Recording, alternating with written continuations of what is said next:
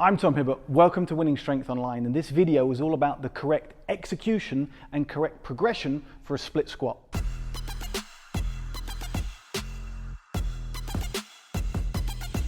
When I train clients, or when I include split squats in my client's program, I'm looking for them to look at a specific thing, and that specific thing is range.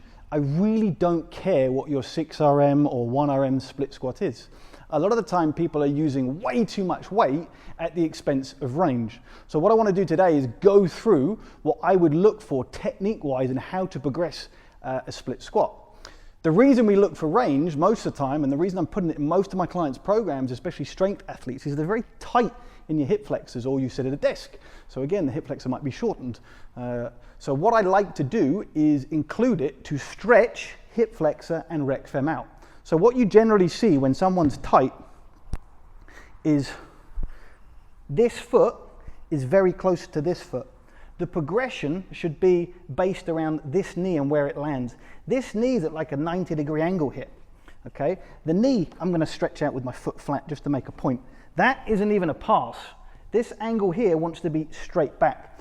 One of the best ones I ever saw was someone called Andre Benoit, and he got his foot all the way back and his toes were able to stay up. So what you want to do is get on the box, if that's what you're using, or set your front foot. First rule is the back foot should stay on the toes. This pivots the weight on the front. If you drop down, your center of gravity keeps wobbling. So once you're set, you're there, okay? First movement, the front knee, push it as far as the dorsiflexion of this ankle will go. Then we're going to drop that back knee down and back up. Inch it back and back up. Inch it back whilst keeping that stretch through here.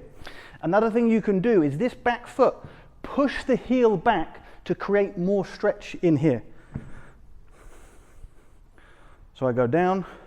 This is me just dropping down, but this is me pushing my heel back so I stay on my toes and creating more stretch through my hip flexor and rec fem. Again, we're looking for range. I don't give a shit what weight you're using as long as you're trying to extend that hip width.